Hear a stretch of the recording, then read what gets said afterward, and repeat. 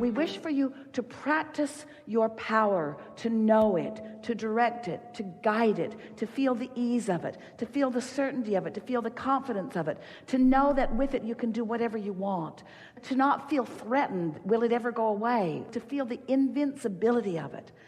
You come to that place of knowing that by playing with it until soon you are not overextended. You discover you can never overreach, because you have the energy that creates worlds flowing to you and through you. But you got to figure out how to manage it. And the way you do that is by managing it. The way you do that is by flowing with an idea and feeling when you're tuned into it and feeling when you're not. And notice the results that you're getting. Watch the way others respond to you. Watch what you're doing. Watch what you're doing. Feel what you're doing. Practice what you're doing. And do it better until you're in control of your creative prowess.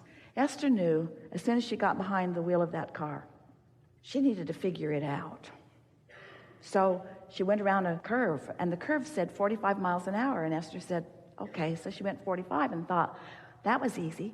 So she looped around. It was only a mile down the road and back. She looped around, took the same off-ramp again at 55, and said, that was fun too. She went down and took the mile and came back and took the same curve at 65, and then at 75, and then at 85.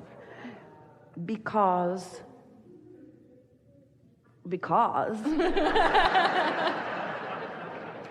but she didn't do the 85 the first time.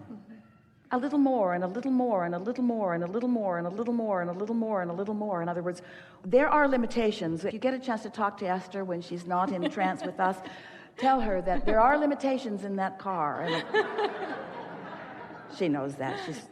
She's not ready to make her transition into non-physical, but when she does, it will be in that car.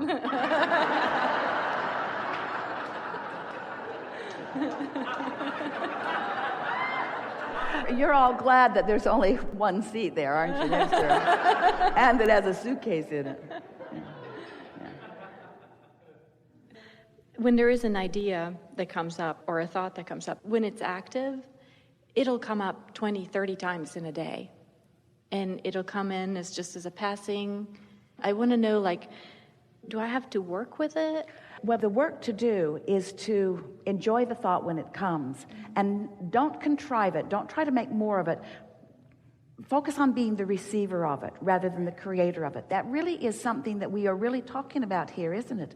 Be the receiver of it, because step one is you created it through the contrast that you lived. You already asked for it, and Source helped with the creation of it by becoming the vibrational equivalent of it. So the creation of it is done to that point. The creation of it is done. Now you're wanting to be the receiver, the allower, the realizer of it, you see. And so don't overthink it. Just put yourself in that soft place where you can receive it. And if it's coming, when you say the idea comes 20 or 30 times in a day, it's worth acknowledging what's the holdup.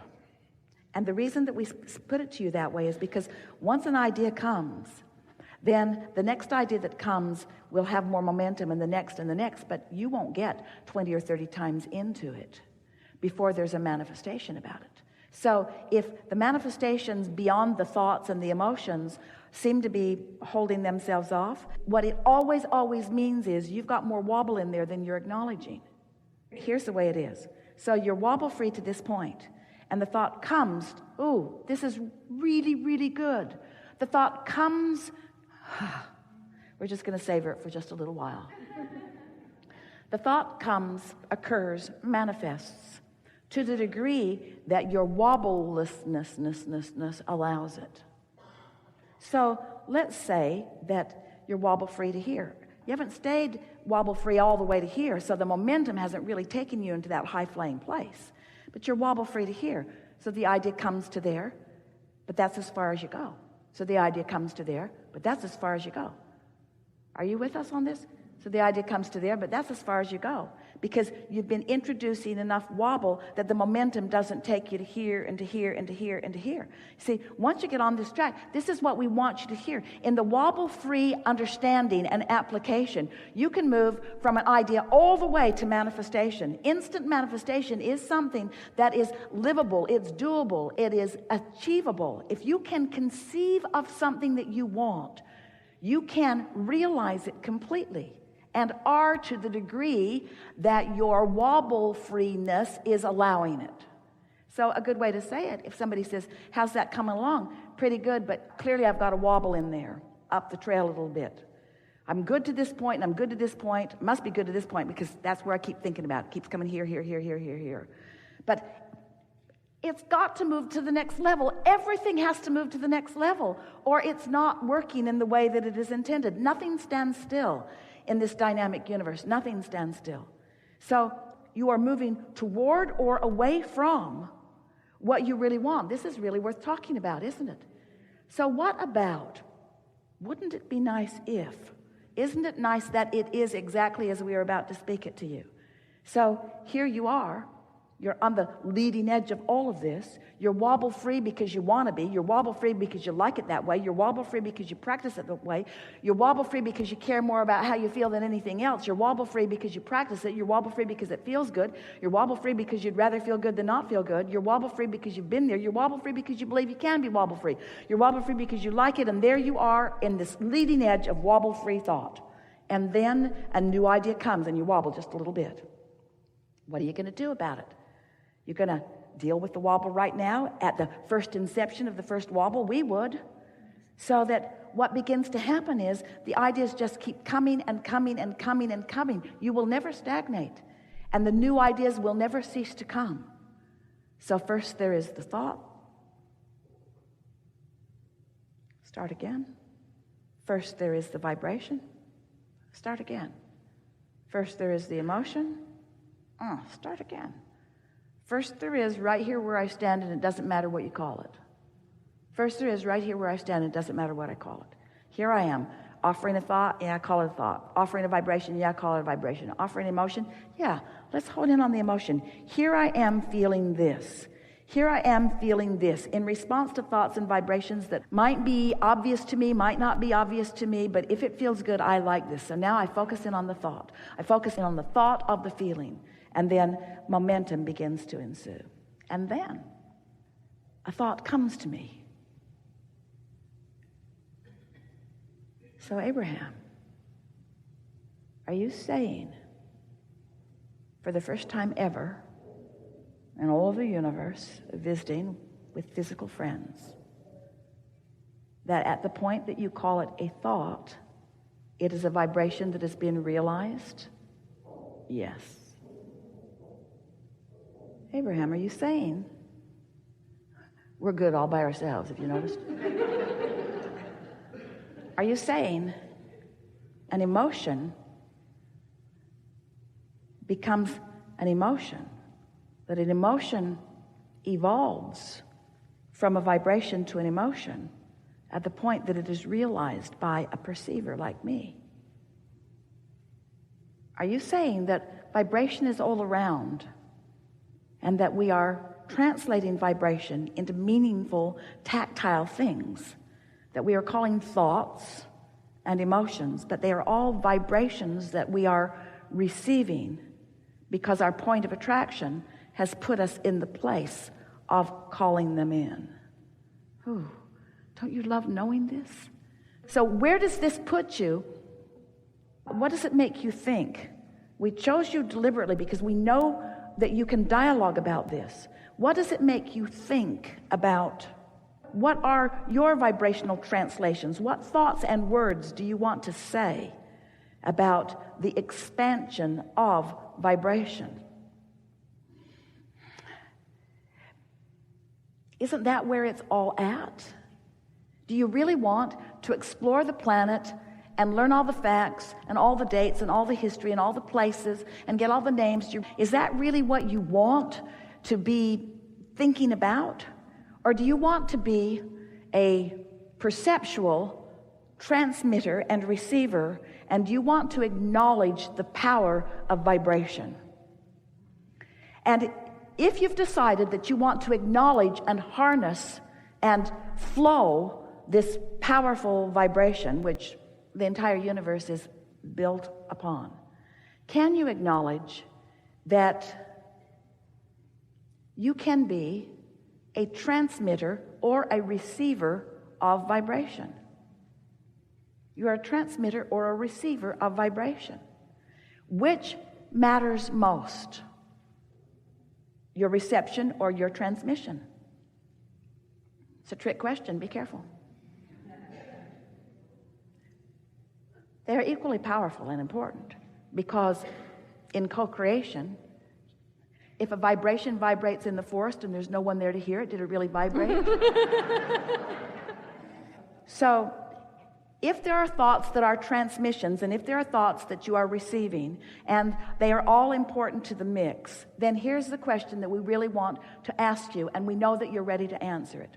Which matters most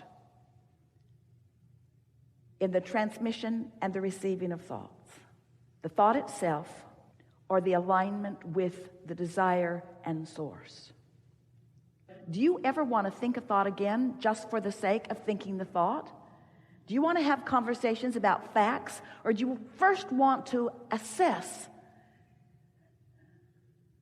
if you are receiving a thought that source is transmitting? Stay with us, because there are thoughts being transmitted all over the place. There are people transmitting thoughts that are telling you that your planet is in peril. There are thoughts that are being transmitted that are saying that you are unworthy or that you are inappropriate. There are thoughts being transmitted about all kinds of things. But if you are accepting that there are thoughts that are transmitted and thoughts that are being received, and you understand that both are important, don't you first want to put yourself in the receptive mode of aligning with thoughts that the source within you is thinking, is knowing?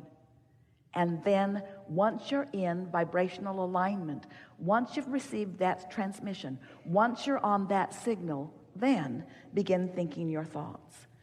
Now we're right out here in the leading edge where we have never been before. And we are answering questions that you've been asking, because we know that you've been pondering this. You've been wondering, well, Abraham, first you said that I create my own reality. So you made me believe that I should just get out there and think.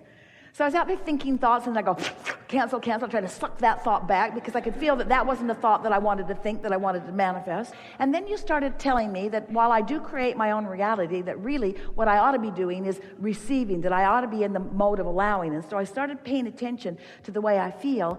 Now you're talking about the wobble, and now I don't know, Abraham, am I supposed to be thinking these thoughts, or am I supposed to be receiving thoughts that somebody else is thinking? What's the deal here? Well, here's the deal.